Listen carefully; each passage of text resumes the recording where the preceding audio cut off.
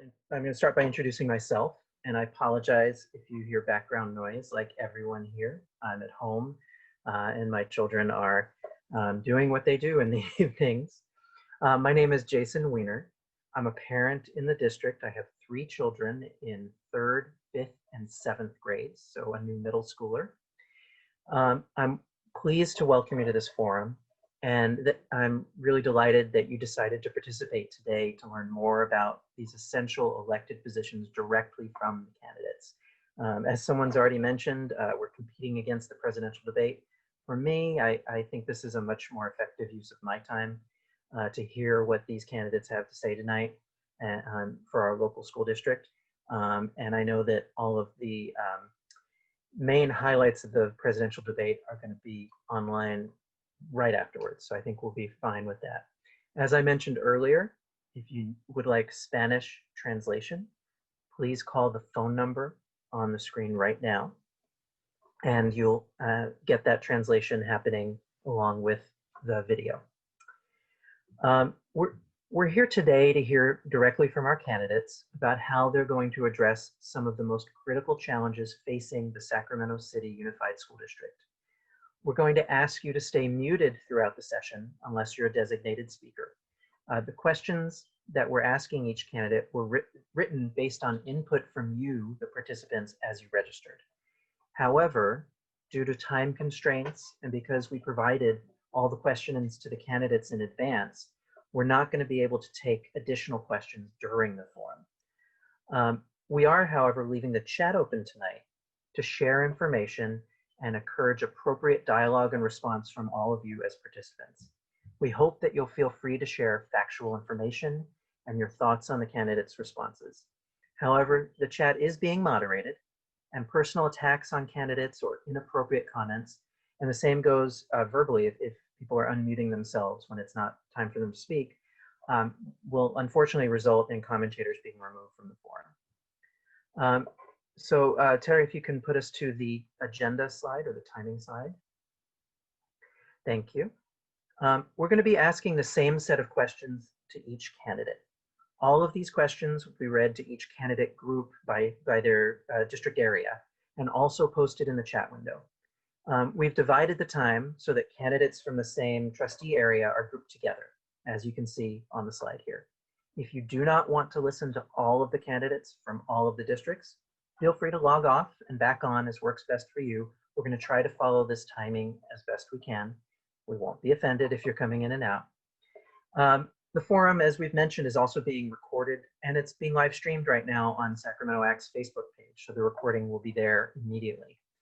In addition, candidates were encouraged to submit written responses to the questions below, which will be compiled as we receive them and shared publicly on the website as well.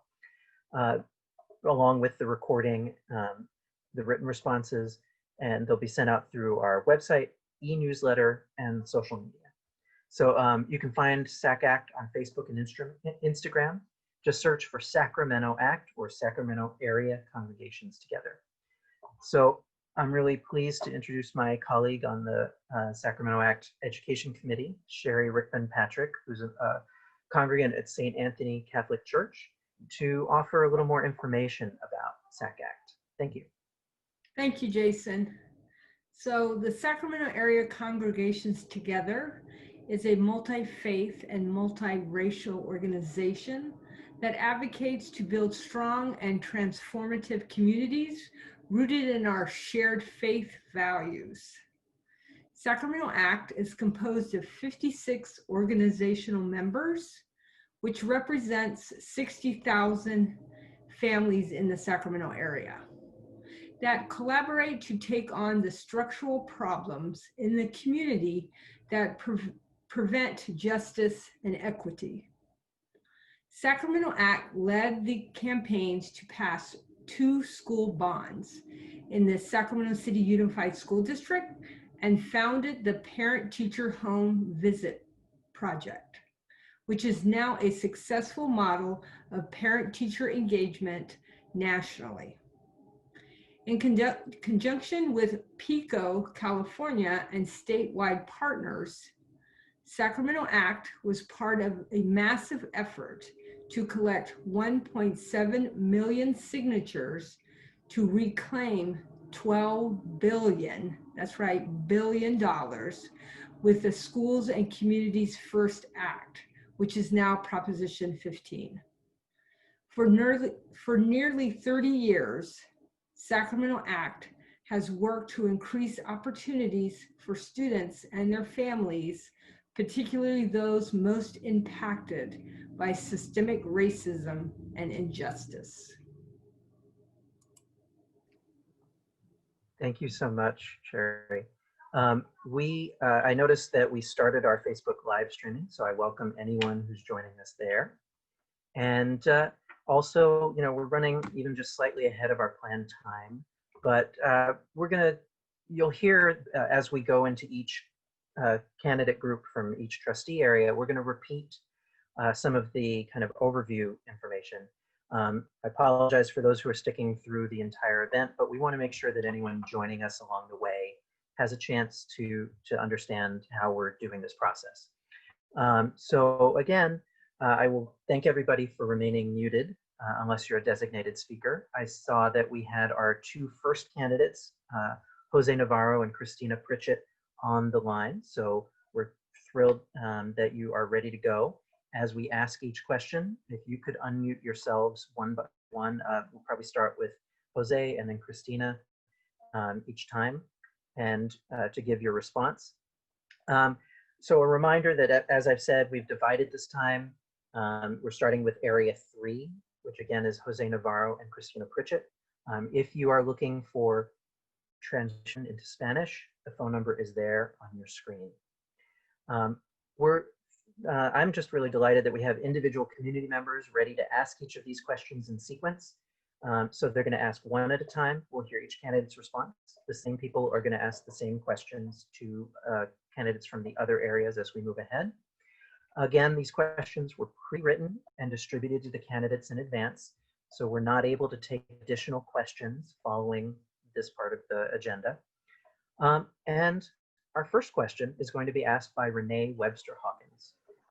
So Renee, if you can unmute yourself and go ahead and ask your question. Good evening, thank you. Candidates, multiple audits show that students of color, students from low-income families, English learners, and students with disabilities in Sac City are significantly more likely to fail, significantly less likely to graduate, and subject to harsher discipline than students in other districts in California. In fact, the California School Dashboard shows that in 2018 and 19, white students were 34 points above the state standard in English language arts, while Hispanic students were 40 points below. African American students were 72.5 points below. Foster youth, 82 points below. English learners, 58 points below. And students with disabilities were 100 points below the standard. A similar dynamic showed up in mathematics. White students are above the standard, while all other groups are below, including Hispanics by 70 points, African Americans by 107 points, and English learners by 75 points. So the question is, what specific actions will you take or policy changes will you support to address the long-standing inequities and academic achievement gaps to ensure that each and every student receives a high-quality education targeted to their unique needs? And how will you work to change the system to ensure equity in every classroom? Thank you, Renee. So each of our candidates has, I believe, 2 minutes to respond, and you will get a slide up on the screen to let you know when you've run out of time. So if Jose Navarro, if you wouldn't mind getting us started. Okay. So 2 minutes, right? I don't think I'll take all 2 minutes. That's correct. So I wanna say that I'm actually one of those statistics. I'm an immigrant whose father was a farm worker, and as a kid, I wanted a computer at home, but we couldn't even afford one when I was a kid. I was also an English learner. What I feel actually most strongly about, and I want to start off with, is that the school district has constantly manipulated their budget numbers, hiding money under the budget category of books and materials, never spending it, projecting a deficit, and then ending up with a surplus. If this were like a one-time thing, I would understand, but it's been happening for a while. You can actually check. You can verify at the beginning of each fiscal year and at the end of each ending of the fiscal year, and you can see that it's not like the budget. It's not like the district is being mismanaged, but it's more like it's being manipulated. On now back to topic on the achievement gaps, I will insist on two things. One is that we invest in our PK programs for all kids in the district. And two, that we hire the reading specialists that we need to make sure every third grader can read at third grade level. I won't tolerate another study or another task force, another delay. We have the money. There is no better way to spend some of it. In terms of discipline and suspensions, of students of color, we need to make sure that we have bi-yearly at least implicit bias training for staff. We also need to make sure that we have well-defined restorative practices and that we follow those practices. That's it for me. Thank you. Ms. Pritchett? Thank you, Jason. I appreciate your time today. And thank you, Renee. It's nice to see you. Let me just start by saying that I take this very personally. Having a child of my own and that had an IEP in school was very difficult to navigate as a parent. With that being said, these numbers are disappointing and scary, to say the least. Our students deserve better. I don't think that we can do that. I don't think that we can do better to close I think we can do better to close sorry, my mouth is very dry tonight and I'm having trouble speaking. I think we could do better to close these achievement gaps. There's always room for improvements. So just to name a few, specifically in terms of specific actions, I recently and will continue advocating for a form of priority schools. Priority schools will be able to target additional funding for our most vulnerable population of students. Second, advocating at state and federal levels and for additional funding is a priority. And third, our superintendent alongside with UC Merced created an early indicator system. And this will help catch our students before they fall through the cracks. We've seen this happen so far. And fourth, in terms of students with disabilities, in 2017, the Council of Great City Schools conducted an audit on our district. And we need to be implementing of what was in this audit for sure. And quite possibly a new audit needs to be done. Time has passed, a lot of time has passed since this audit has been done. COVID has hit our families really hard, and especially our special ed community. And I'm so appreciative of the work that the CAC is doing alongside with our school district. But I can say the audits come with a price, but I will always advocate for more to make the education for all of our students equal. And then I just want to say that, every one of our students deserve the same education, and it should not be determined by their zip code.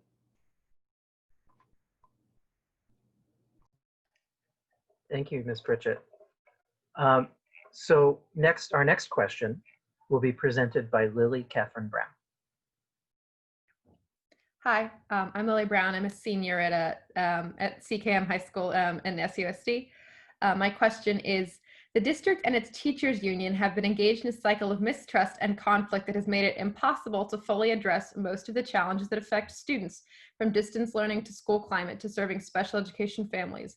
This destructive dynamic must be overcome if SCUSD is to address its long-term structural budget issues and avoid a state takeover. We understand that a board member is only one part of a large and complex system. However, what are you going to do to bridge the district union relationship moving forward and rebuild trust so that we can move forward without a state takeover? Ask if Mr. Navarro could answer.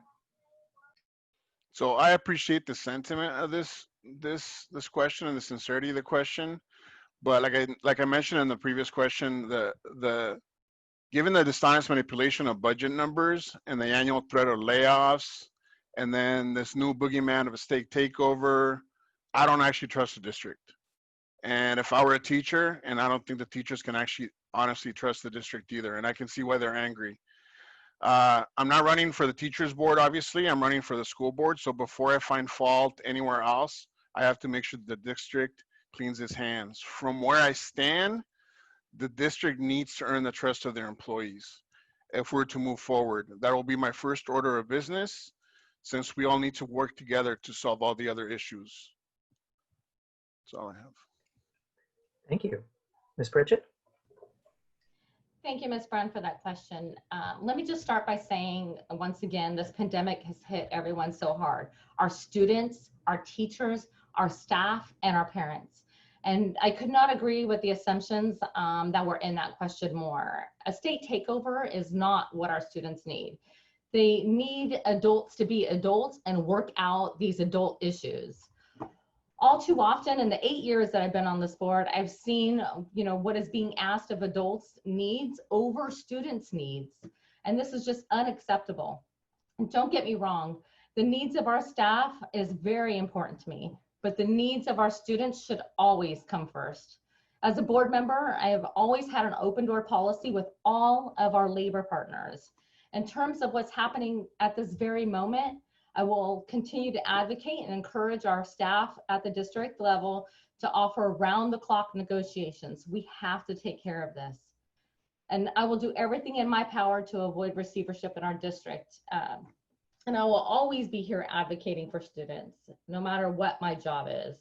We must balance our budget, and it's going to take a lot of brave people to stand up and say, enough is enough. Our students are counting on us, and we cannot continue to fail them. Both sides need to come to the table and get ready to work this out. Thank you, Ms. Pritchett. Our third question will be presented by Melissa Price. Thank you. We know that mental health challenges for students have only deepened with distance learning. Even before COVID, the Children's Movement of California reported that nearly 1 in 3 California high schoolers reported feeling sad or hopeless almost every day for 2 or more weeks in a row and stopped doing some of their usual activities. Nearly 1 in 5 reported that they had seriously considered attempting suicide, and there was a 34% increase in suicides among California youth between the ages of 15 and 19 over the past 3 years. What actions will you take to improve our students' mental health and increase access to mental health resources to address these challenges within our district during and beyond distance learning? Thank you. Mr. Navarro, if you could answer. So I couldn't agree more that we need to do a better job in mental health resources. The district, again, can make zero claim about caring for student health. They have only hired like 1 nurse for every like 3,600 students. It's a laughable ratio, right? So when you ask, this is a serious question. So when you ask a serious question about mental health issues, I agree with you. Also, the Sacramento mayor wrote a ballot initiative for mental health services that he passed. And it's ironic that, our own school district, we don't have the adequate funding to address the issue. I will make it a point to fight and make things different. And I will work with anybody I have to make it a priority. I believe SCOI, the county, the city, whomever, I need to make this a priority. That's it. That's all I have. Thank you, Mr. Navarro. Ms. Pritchett? Yes, thank you, Ms. Price, for that question. I'll be honest with you. This keeps me up at night. The statistics that you had just mentioned are alarming and very saddening. And in the face of this pandemic, our students are suffering more than ever. I truly believe that our district needs more resources in this area.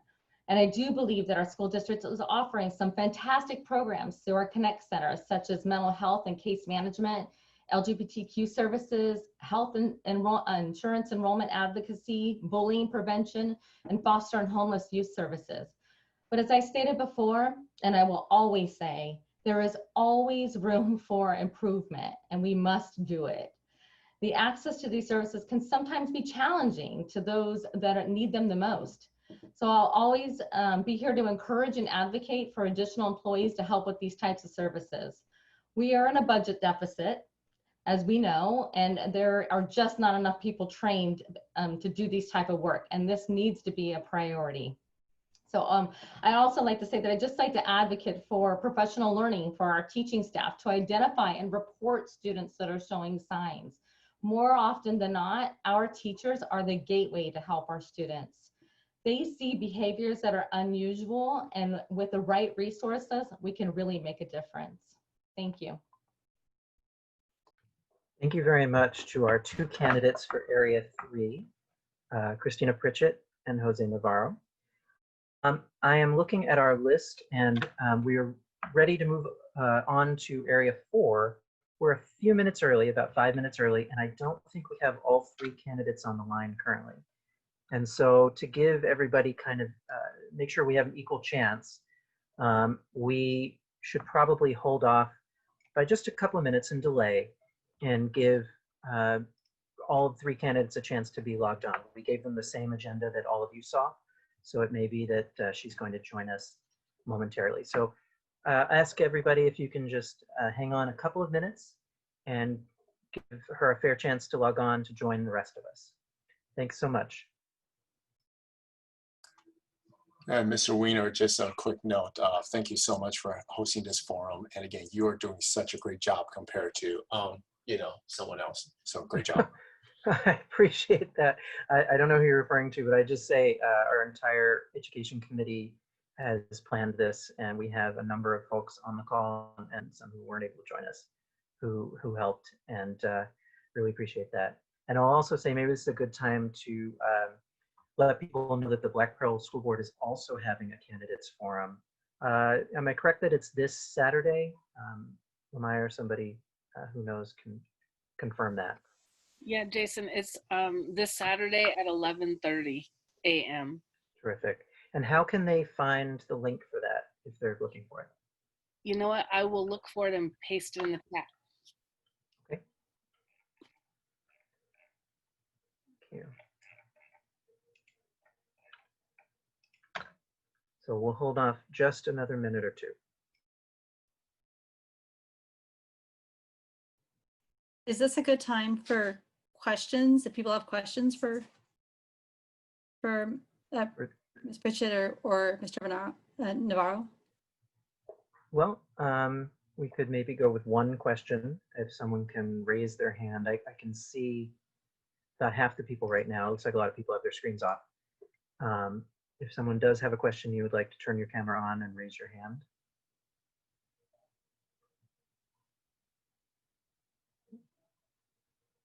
I'm not seeing one right at this minute. Maybe we should ask people to, if you still get a time, we're still ahead of time, maybe they could put the question in the chat and we could ask if we have time. That'd be a terrific idea. And I do think we should probably move on. Our records show there are 3 candidates for Area 4. And so that's who we have listed and who we invited. But if we were incorrect about something like that, they all had confirmed that they were participating. So we're hoping to still have everybody here.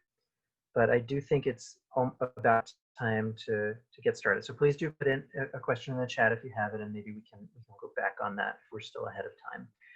I will also note that Lamaya put a Facebook link in the chat that's for the Black Pearl School Board event coming up. She's nodding. Terrific. So if you are interested in attending that, you certainly can.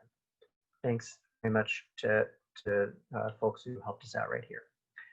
So moving to the next step.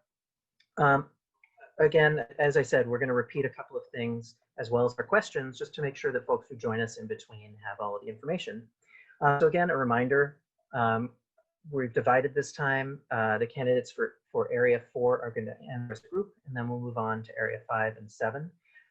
So we are welcoming Nyla Popardon, Jamie Villa, and Tiffany McBride is also supposed to be joining us. And if she does, we will add her to the responses, absolutely. Also a reminder, and Terry, if you can put up the slide, that if you are looking for Spanish translation, there is a phone number to call. And so that will be right up there. We'll get that up right now. And while she does that, I will remind folks that individual community members, the same people that you just heard from if you were on, will be asking each of the questions in sequence, and following each question, we'll hear each candidate's response. And these questions were pre-written and distributed to the candidates in advance. So we'll go ahead and get started. Our first question is going to be asked by Renee Webster Hawkins. Good evening, candidates. Multiple audits show that students of color, students from low-income families, English learners, and students with disabilities in Sac City are significantly more likely to fail, significantly less likely to graduate, and subject to harsher discipline than students in other districts in California. In fact, the California School Dashboard shows that in 2018-19, white students were 34 points above the state standard in English language arts, while Hispanic students were 40 points below. African American students were 72.5 points below, foster youth 82 points below, English learners 58 points below, and students with disabilities 100 points below the standard. A similar dynamic showed up in mathematics. White students are above the standard, while all other groups are below, including Hispanics by 70 points, African Americans by 107 points, and English learners by 75 points. What specific actions will you take or policy changes will you support to address the long-standing inequities and academic achievement gaps to ensure that each and every student receives a high-quality education targeted to their unique needs? And how will you work to change the system to ensure equity in every classroom? Thank you so much. I'll ask if Nyla Pope-Harden could answer first. Yeah, it's pronounced Naila. I apologize, No worries. excuse me. No worries. So thank you so much for hosting this forum and inviting us up. I am happy to see many friendly faces here today. So I think I have an organizing background. I've been a community organizer for the last 12 years at this point. And one of the things that I strongly believe in is co-creating, especially if we're going to talk about things like implementing equity. That needs to be, the students that are already disproportionately impacted need to be at the table, community needs to be at the table, and families need to be at the table creating solutions. So when you ask me what actions I will take, I will say I will bring community to the table so we can make these together, because it's not just me. And I think the last thing we need is a whole bunch of folks at a diocese making decisions. Even though I come from the community and am well versed in the needs of the community, we need to make sure that we're amplifying and hearing their voices. So I think that's like number one, just making sure that we're bringing community to the table. And then along with that, I think community partnerships are super important.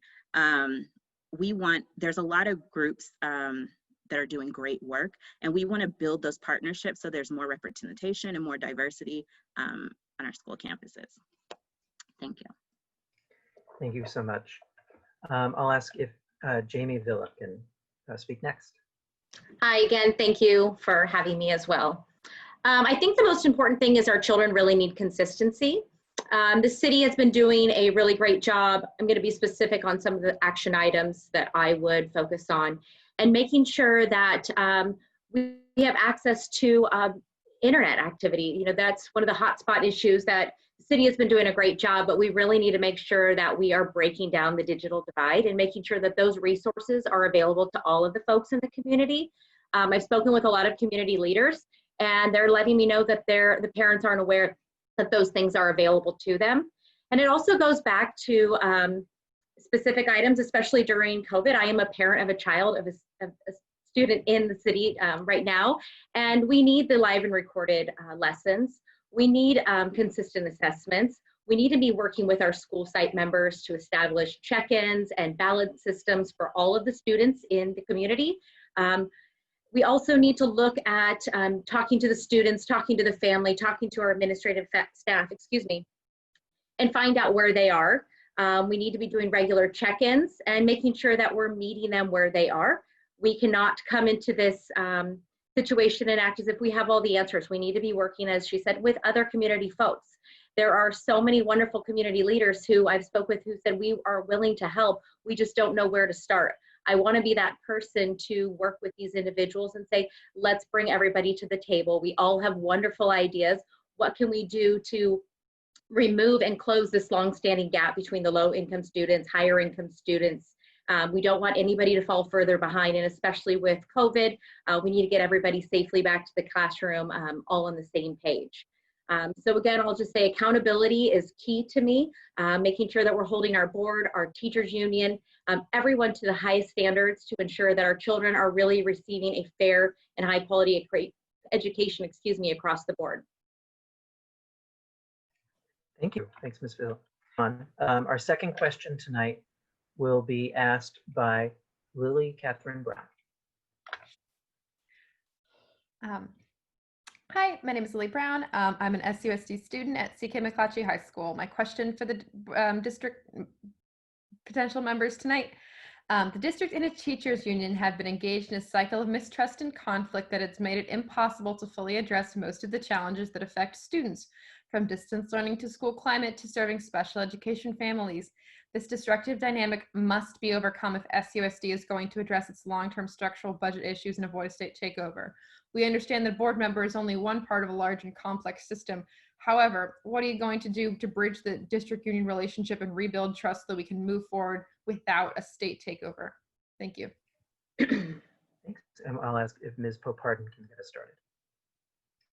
Yeah, absolutely. This is one of those questions where I wish I had more than 2 minutes so we could really delve into some of this. But I will start with a state takeover is absolutely something we don't want. The last thing we want to see is any type of accountability or control taken out of the hands of the board, community representatives, and put into bureaucracy. That would compound this even worse. I think, you know, I have been organized, like I said, I've been organizing for about 12 years. A lot of that time was in partnership with SEIU 1021. So I have relationships with the union. I'm endorsed by SEIU 1021 and SCTA. And so I have those relationships. And while I'm endorsed by them, who I'm accountable to is my community and my district. And so that is, I think, one of the reasons why they're supporting me is because they understand that even though we may not agree, most of the decisions, all the decisions I'm going to make are value-based. And so I have no interest in carrying anybody else's baggage. And so whatever the district and the board are dealing with, right, and the unions are dealing with right now, it's not on me to take that on. And so I think we need to, it's good to have fresh eyes. It's good to have a fresh start in this race. Oh goodness, come on, baby. It's good to have fresh eyes and a fresh start in this race. And also understand that we're rebuilding relationships, and I come to the table with some of those relationships already at hand. Thank you. Appreciate you persevering. Ms. Villa. So I'm a communicator by profession. I'm also a union member myself. My family background is full of educators, so I understand all sides of the coin. And like I said, I am also a parent of a child in the school district right now. But when it comes to partnering with stakeholders, it also comes to a conversation that we're all understanding where we're coming from, and we're all making progress for the bottom line. What's that for our children to be safe, to have a high quality education, and to have a solid platform for their future. That is the goal of the board and the union, in my eyes. I also think that we need to make sure that we are bringing all parties to the table, knowing that we are coming with open, good faith conversations, transparency. I really want to focus on solutions. We can spend all day talking about what happened in the past, but I'm a solutions-based person.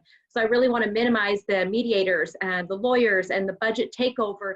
That needs to be pushed aside, and we really need to work on the problems that are at hand and finding positive solutions to moving forward that don't affect our children. But I really think, bottom line, it's important that the board, the superintendent, the teachers union have a positive working relationship. It's going to take all of us to come to the table, repair that relationship. I want to make sure that we're rebuilding the trust and having both sides being transparent, where they understand that maybe their position wasn't always right or wasn't wrong, but there is a way to put up that olive branch and say, let's move forward together for our children, because that is the only person that children, in general, that we are here doing this job every day for. I'm a parent, and this is very personal to me. I've been in this community my whole life, and I can't imagine our school district being taken over by the state. So again, successful relationships really are built on knowing that each side is coming to the table, has an emotional stake in the game, and we're able to appreciate our different sides and work together on a solution. But my goal is to really, like I said, in communications, that's what I do all day, is open ears, open eyes, and listening to other individuals and other ideas and finding solutions for everybody. Thank you. And right before time's up, fair warning that I'm going to switch the order on this final question. So we will have Jamie, you going first. Our final question for this group will be asked by Melissa Price. We know that mental health challenges for students have only deepened with distance learning. Even before COVID, the Children's Movement of California reported that nearly 1 in 3 California high schoolers reported feeling sad or hopeless almost every day for 2 or more weeks in a row and stopped doing some of their usual activities. Nearly 1 in 5 reported that they have seriously considered attempting suicide. And there was a 34% increase in suicide among California youth between the ages of 15 and 19 over the past 2 years. What actions will you take to improve our students' mental health and increase access to mental health resources to address these challenges within our district during and beyond distance learning? Thank you so much for asking that. Ms. Villa, sorry. I think something that I really want to focus on is making sure that we bring the focus that mental health is nothing to be ashamed of. And I think we need to make sure we're supporting our children and understanding that it's okay to have these feelings, and there are resources and people in the community that genuinely are here for you and want to help you succeed. I am not intimately familiar with educating children with disabilities, but I think it's fair to say that the many districts, not just Sacramento, don't do enough to support these students with disabilities. They need more assistance. In the immediate term right now, we need to protect these students and ensuring that in this budget fiasco that we are not making cuts at all to any of these programs for these students. Those have to be 100% off the table. Right now, all of these students need all of the support they can get. One of the main things that I think is important with this, especially during COVID, this pandemic and moving forward, is we need to be utilizing all staff. Right now, we have a lot of individuals in the community working for the district that we can utilize, and making sure that they are reaching out to the parents and these students to make sure that they feel seen, they feel heard, and if they need the resources, that we have those available to them. As we dig our way out of this budget fiasco, I want to make sure we are investing in teachers and staff who are there to help, and also who we can work with parents to provide them additional resources to make sure that whatever challenges that they're facing, it doesn't leave with the student outside of the classroom and into our community. I've spoke with many community leaders and groups, and they have all expressed interest, and we will help with this, with the school district. We will help providing resources. And so I think now more than ever is the time that we ask a lot of folks to step up. That is one of the reasons that I decided to run for District 4, because it's time for individuals we need to stop talking about the issues and again, be solution-based. How can we work with not only our district, our teachers, our parents, our community affiliates, our stakeholders, our union groups to support these children? It is our job to provide them a high quality education. It is our job to support them, give them the platform to grow. And this is our time for us all to step up and holding folks accountable. Thank you. Perfect timing. Ms. Popardon. Yeah, so for this, I'm going to give like the long-term answer, which is we need to be advocating for more funding. And as the district gets more funding, we need to be putting it towards counselors and nurses and everybody who can help with the well-being and ensuring the mental health of our students. But that's a long-term game. And so immediately, we need to be doing what we can do now. Last week was hard, right? When the Breonna Taylor verdict came out, I took the day off of work. And I was just thinking, what about our students who have to do math problems, that have to write essays, that are expected to do, on top of everything, life is just compounding on top of compounding right now. And we need to be able to offer respites for our students. And that's something that I think needs to happen immediately.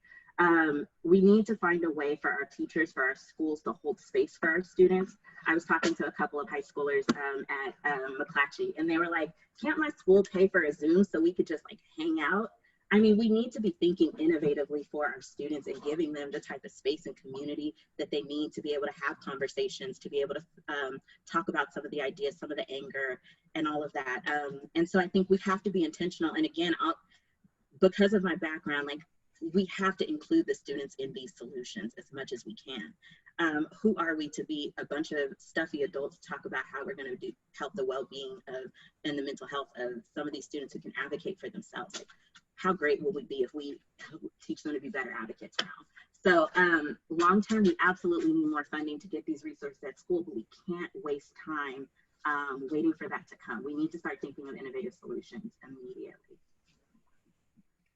Thank you so much. And I want to say thanks very much to both of our candidates who are here from Area 4, Naila Pope-Harden and Jamie Villa. We are still a little ahead of schedule, but I think we're going to go ahead and move on. If Tiffany McBride submits written responses to our questions, we will happily add them to the responses on the website. So please look for them there, especially if you're an Area 4 voter. We hope we will get those responses from her. So moving on, and I know many of you have already listened to the questions being asked to our first two area candidates. We have had a couple of people join us, and I have no idea how many people might be watching on Facebook who are coming in and out. So we are again going to repeat a couple of things just to make sure everybody's ready. The candidates for each board trustee area are answering together in a group. So for Area 5, we have candidates Vanessa Ariza King and Chinua Rhodes. If you need Spanish translation, please call the number on your screen.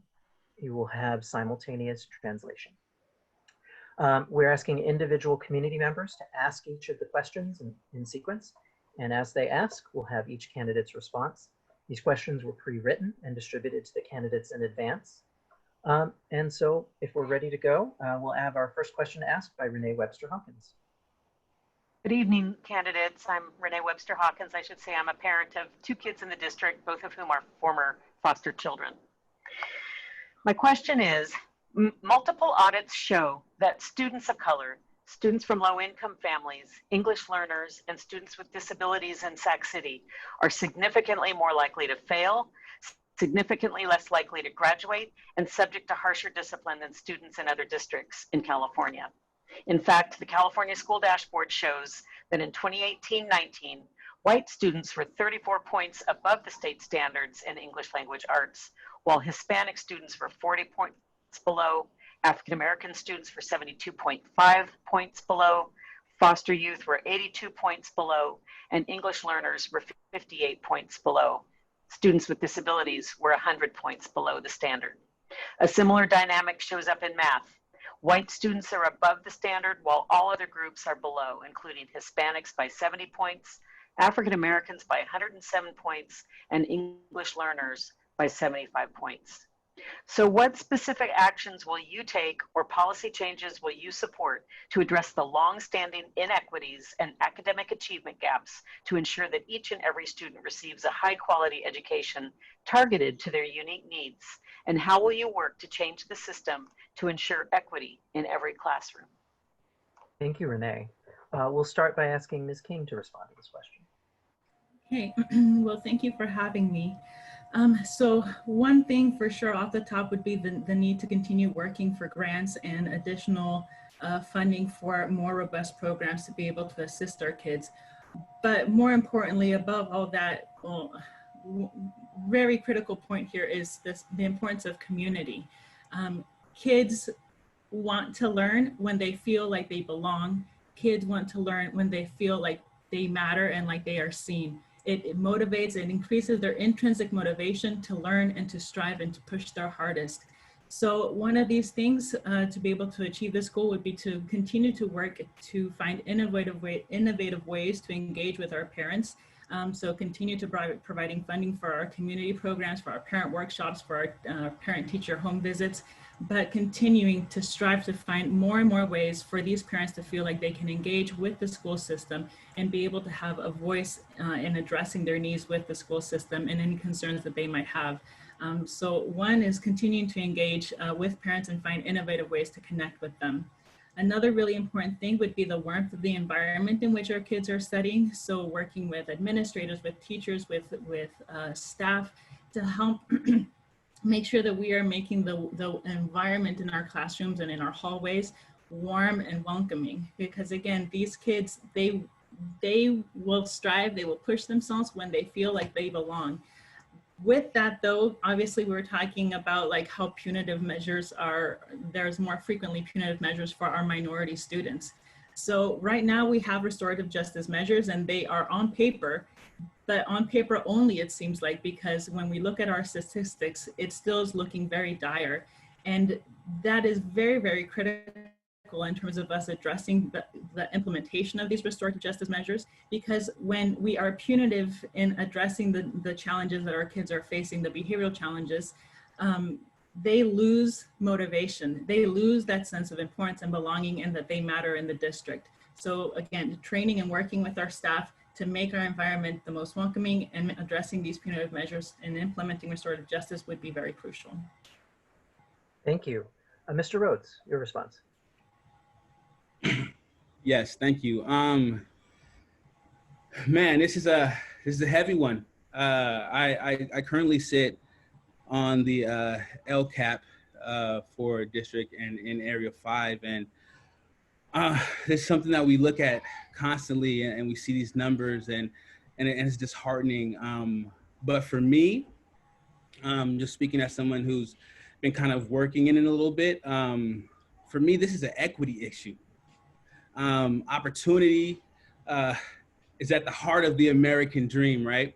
And we firmly believe that each and every person should have equal opportunities to work hard and use their talents to climb the ladder of success. But far too many of our students in our district and families, that dream has been denied.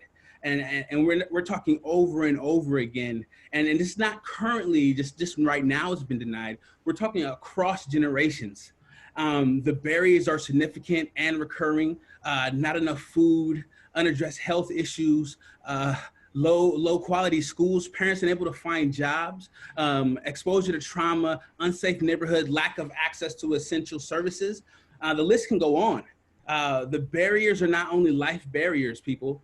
These directly impact academic success. And so for me, it's being an equity issue, I think we need to apply a clear race equity lens to policy development.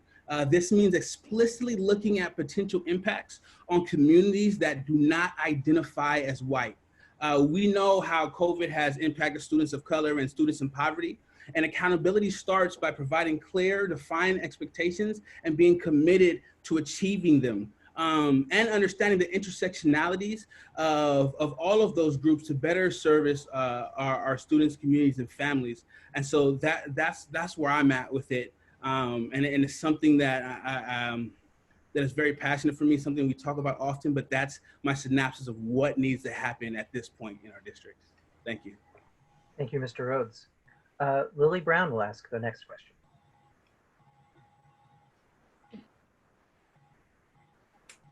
Hi, I'm Lily Brown. I'm a senior at CK McClatchy High School. And my question for the candidates is, the district and its teachers union have been engaged in a cycle of mistrust and conflict that has made it impossible to fully address most of the challenges that affect students, from distance learning to school climate to serving special education families. This destructive dynamic must be overcome if SCUSD is to address its long-term structural budget issues and avoid state takeover.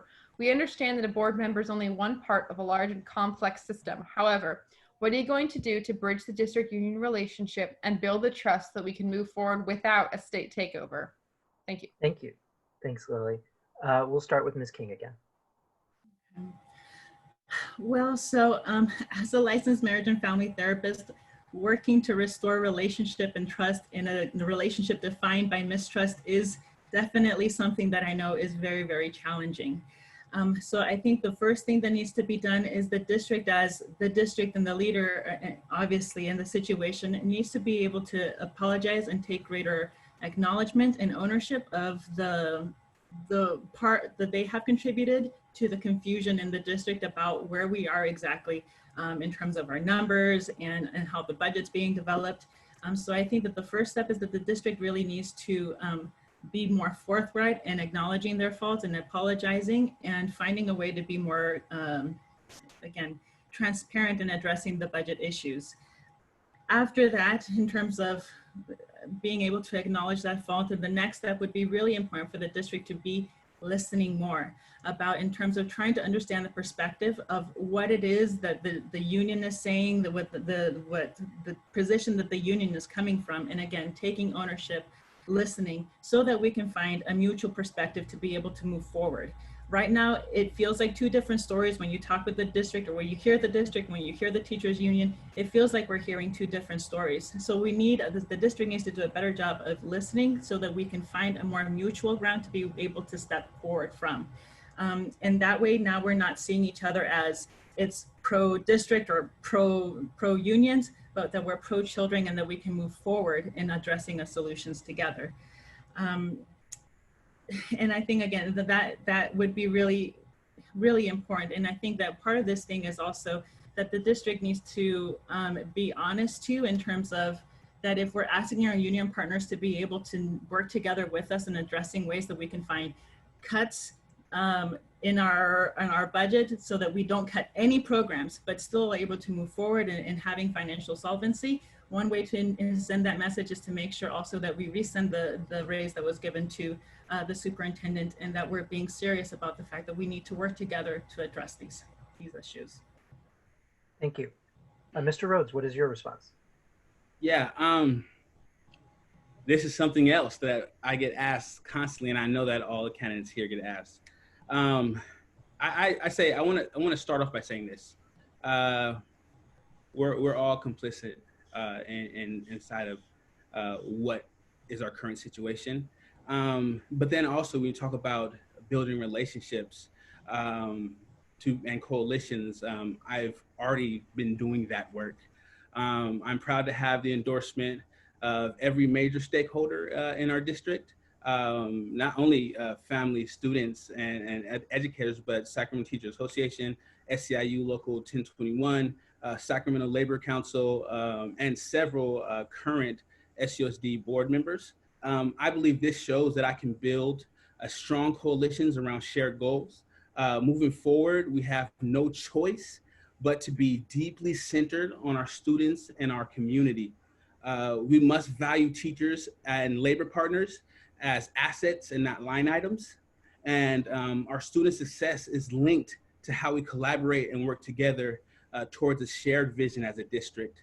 Once again, one of the big things is say, we usually hear district and then the school board or the teachers unions and then the families. And we hear it as if we're not the same thing. We hear it as if we're not all on one boat. And I just want to let you guys know, on this district boat that we're all on together, if the district crashes on an iceberg, if you remember the movie Titanic, the people who die on the iceberg are not the people on the deck, but are the people on below the ship. So you talk about those numbers, you talk about the disadvantaged youth, and we talk about all of the categories in LCFF. Those are the people that are on the bottom of the boat that the water rushes in and drowned. And so if we understand that notion, we understand that we have to do more together, and we have to build coalitions around shared goals, passions, and vision for our district. And this is the time to do that. Thank you. Thank you so much. Our final question for this set of candidates will be presented by Melissa Price on an issue very, very critical for our youth. We know that mental health challenges for students have only deepened with distance learning. Even before COVID, the Children's Movement of California reported that nearly 1 in 3 California high schoolers reported feeling sad or hopeless almost every day for 2 or more weeks in a row and stopped doing some of their usual activities. Nearly 1 in 5 reported that they have seriously considered attempting suicide. And there was a 34% increase in suicides among California youth between the ages of 15 and 19 over the past 3 years. What actions will you take to improve our students' mental health and increase access to mental health resources to address these challenges within our district during and beyond distance learning? Thank you. I will switch it around again, as we did in the last group, and ask Mr. Rhodes to answer first. Apologize for springing that on you. Oh, no, you're fine. You're totally fine.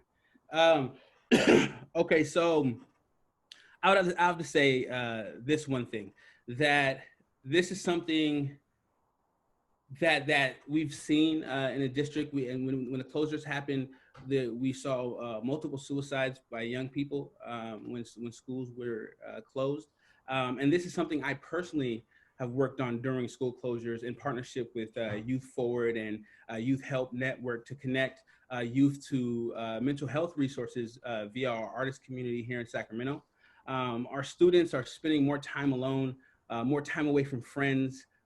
This means more time away from sports, music, academic competitions, and they're also more exposed to news during the pandemic, watching their parents and guardians struggle to make ends meet. Some of them were watching their parents and guardians struggle to make ends meet before the pandemic, and it's only exacerbated that circumstance. The events can be stressful for anyone, especially teenagers who are learning to navigate their own lives, and especially under these unprecedented times. Short term, I would lift up things like the Burbank African American Consortium. An African American Consortium was created to build a network of supports for African American students and families at Burbank High School by engaging teachers, parents, community members, CBOs, government bodies as consultants to the success of Black students and families at Burbank. The consortium made great impacts during COVID closures. The consortium was able to directly reach out to families, making sure that students were engaged and families received needed supports and assistance. And that broad coalition was built based around the needs of the school site. And I believe that can be a best practice and model that we can, germinate throughout the district. I think long-term, to make sure that beyond COVID, that we're making sure that we're being able to impact these issues is to implement the implementation of community schools in Sacramento Unified School District. We need to rethink a siloed system, and we need to make one that connects not only students with a great education, but connects our neighborhoods, connects the individuals, connects everyone together to make sure that knowing that our fates are interconnected. And so that's where we are. I know my time's up. We could talk more later if anybody want to connect with me. Thanks, Mr. Rhodes. How about Ms. King?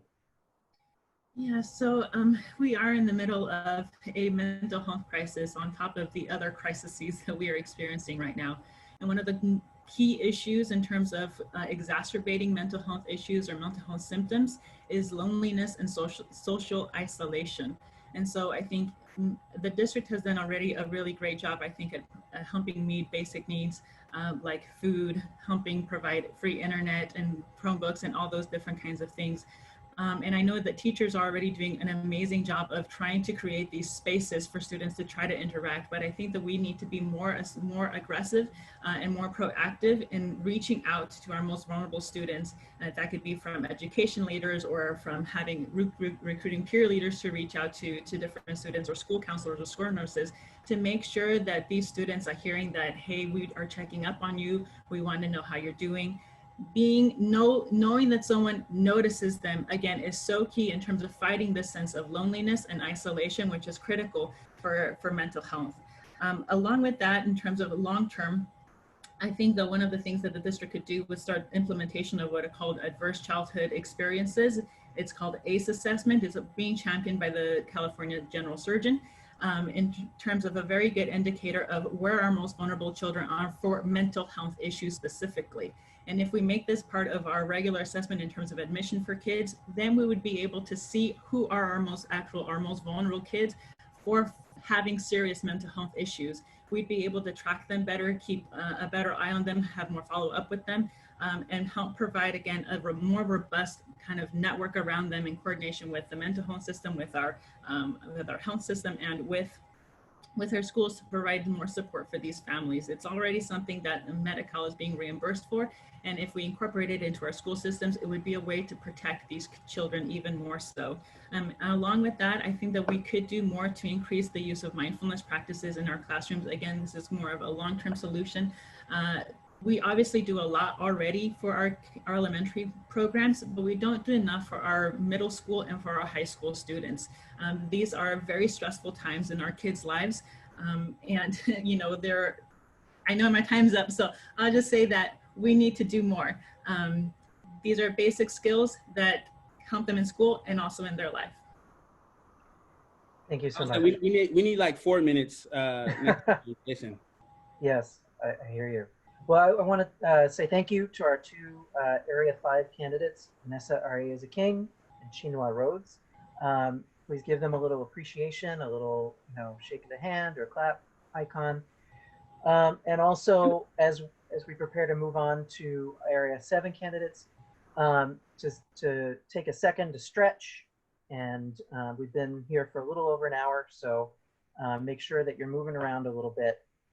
And while we're doing that, I'll take just a second to express appreciation to Terry Flores for running all of the back end with the slides and the timer, to Danielle Prince for monitoring the chat, to all of you for being so gracious with and keeping yourselves muted, keeping the chat productive. We really appreciate all of that. Thank you. So now we're going to move to Area 7. Again, many of you have stuck it through for the entire event, so thank you for that.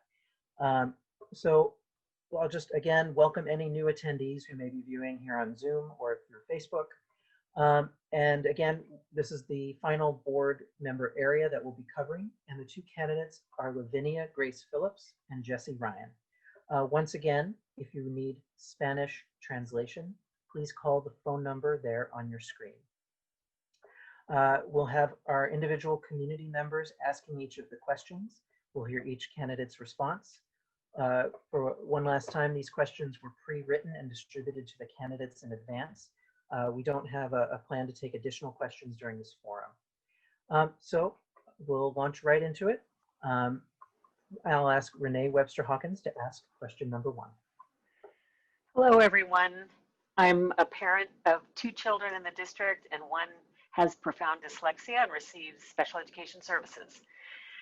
My question for you is, multiple audits show that students of color, students from low-income families, English learners, and students with disabilities in Sac City are significantly more likely to fail, significantly less likely to graduate, and subject to harsher discipline than students in other districts in California. In fact, the California School Dashboard shows that in 2018-19, white students were 34 points above the state standard in English language arts, while Hispanic students were 40 points below, African American students were 72.5 points below, foster youth were 82 points below, English learners 58 points below, and students with disabilities were 100 points below the standard. A similar dynamic shows up in math. White students are above the standard, while all other groups are below, including Hispanics by 70 points, African Americans by 107 points, and English learners by 75 points. What specific actions will you take or policy changes will you support to address the long-standing inequities and academic achievement gaps to ensure that each and every student receives a high-quality education targeted to their unique needs? And how will you work to change the system to ensure equity in every classroom? Thank you. We'll start with Ms. Phillips.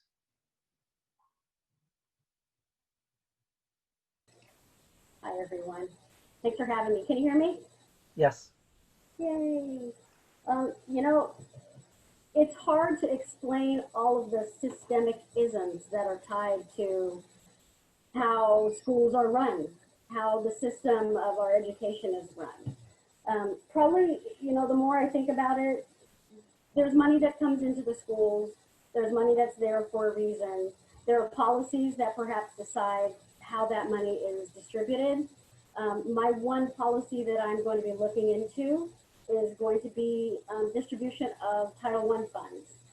If I'm correct, there's a threshold set at like 50%, and some of our schools are missing out on Title I money because it's an all or nothing situation. And if we have say a 50% threshold, the school comes in at 45, they're not getting anything. You know, there's also a little transparency that we're going to have when we're working with, you know, our undocumented families with documentation issues, because they may not want to fill out a free and reduced lunch form. So there are a lot of, I still want to call them the isms. I mean, I could say racism, classism, ageism, you name them, all of the isms are in there. What we have to do is support our families. And one of the policies that I think that we can do to get more funding into our children is going to be with Title I funding. And I totally and absolutely think these numbers don't lie. There's no story behind these numbers that hasn't been shown before. Chinua said that. We've heard it before. We've seen the numbers before. And we have to really look at the elephant in the room and figure out what's truly wrong with the system before we decide we want to make a change. If we're not looking at it and dissecting it and figuring out what the true problems are, everything on the edges of it are very simply just unflavored frosting. I do talk like that every once in a while. Okay. Thank you, Ms. Phillips. Excuse me, my tea ran out, so my voice is going a little bit. Ms. Ryan, if you could answer the same question. Thank you, Jason. So I would just start by saying that, you know, as the daughter of a struggling single welfare mother and the first in my family to go to college, I could have easily been that statistic. And I am living this data with my children, my 3rd and 5th grader currently, which makes me angry and gives me a sense of urgency to fix a system that has failed our students for decades. I think that begins with recognizing first and foremost that we have a culture where we do not believe that all children can learn.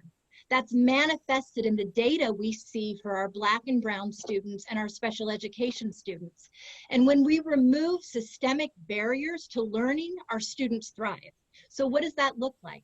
Instead of having our students and families be lucky enough to navigate the system and find their way into the programs that will ensure their success, we remove that barrier and we automatically put them in those programs so that they're not just going to be lucky if they are living in a pocket of excellence versus a desert of despair.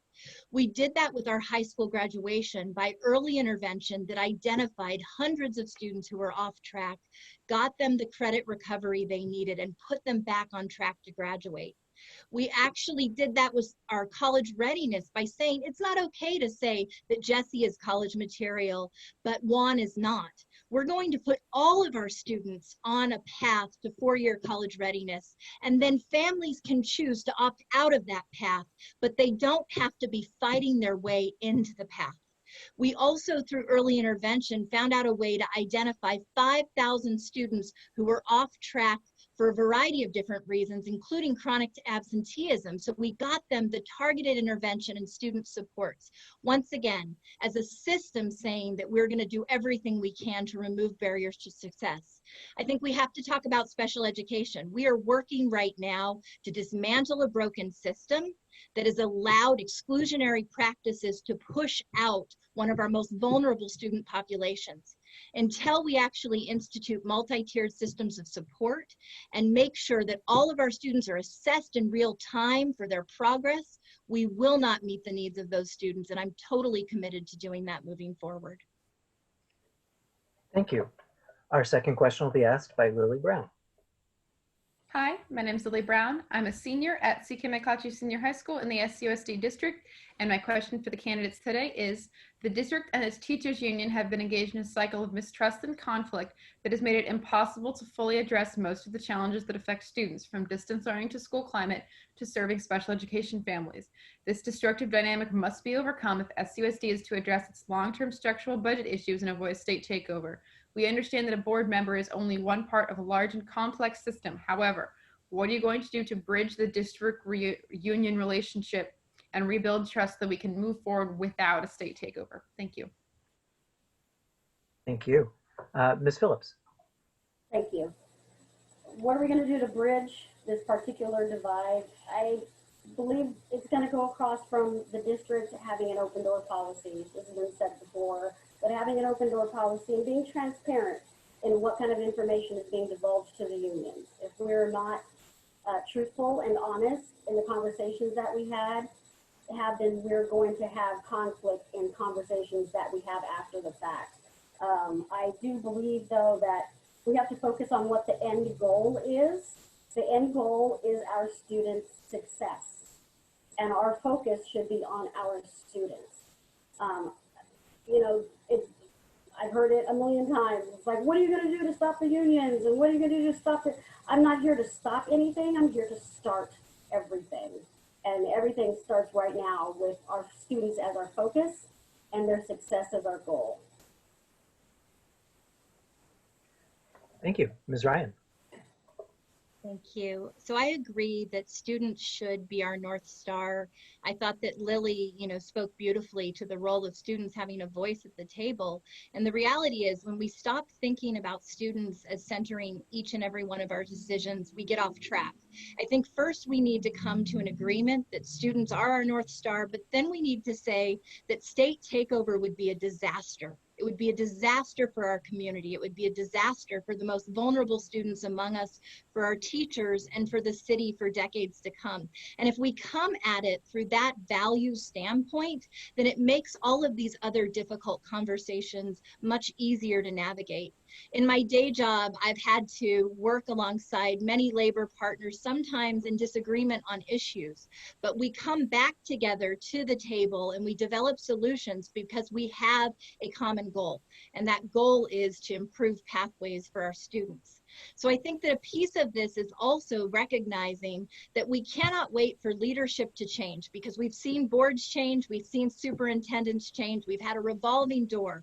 We can either wait people out and see the continued dysfunction with new leaders coming in, or we can say the buck stops with us. Our students and our community are waiting for us to anchor our decisions in a recognition that our budget crisis is real, that we can only get through it together, and that anything less than a total commitment to making that happen is a disservice to our community and our students.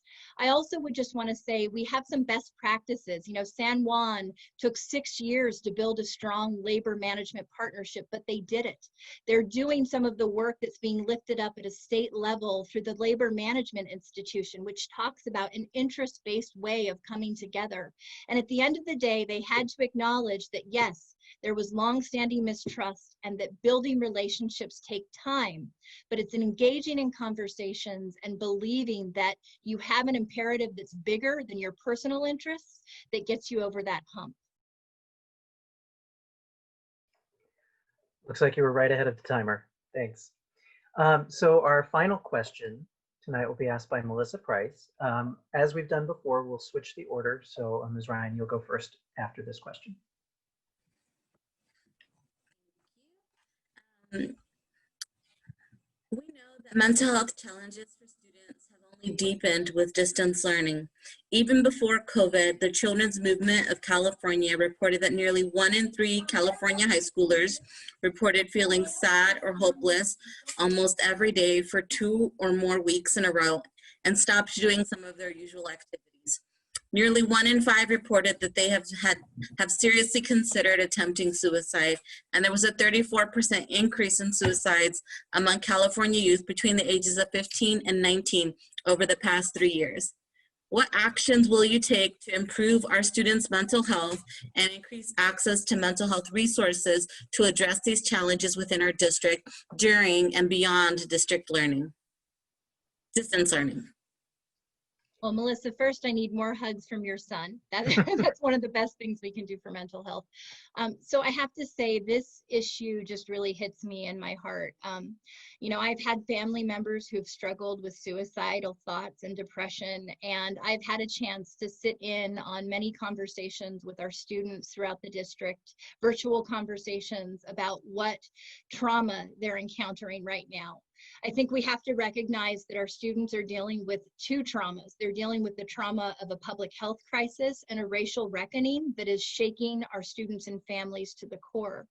And we have to figure out creative ways to be able to meet them where they're at. And that first means that we have to recognize that not only do our district staff need to continue to engage in trauma-informed practice training, and we trained over 2,600 staff in the Cognito trauma-informed practice training this year, which was very important. But we also have to figure out a way to do more virtual counseling and connect with students in real time, because for many of our students, their homes are not safe spaces. We're not talking about the fact that for many of our students, their connection to their entire support network happened at their schools, and that was taken away from them virtually overnight. One of the things that we're looking to do right now, and I'm excited because we're going to be taking a board vote on this very soon, is to develop a peer-to-peer mental health support system. Because one of the things that we hear is that you have to have trusted brokers. If you're a student, you need to be able to confide in someone you know won't judge you, has walked in your shoes, has understands your lived experiences, and can help you navigate those uncharted territories. We believe that the peer-to-peer mentoring and mental health services is one way to do that and really be able to build a community of support in a very uncertain time. I'm also advocating very hard for additional Prop 63 resources through the county. We know that there are mental health dollars there. SCOE is launching an innovative partnership that will bring more mental health counselors into our school sites, and that cannot happen quickly enough. And then I would just say, you know, finally, I think it's really important that we create spaces for our students outside of the academics to build community and to help our families and students feel connected to the schools that are their second homes. Thank you, Ms. Ryan. Ms. Phillips.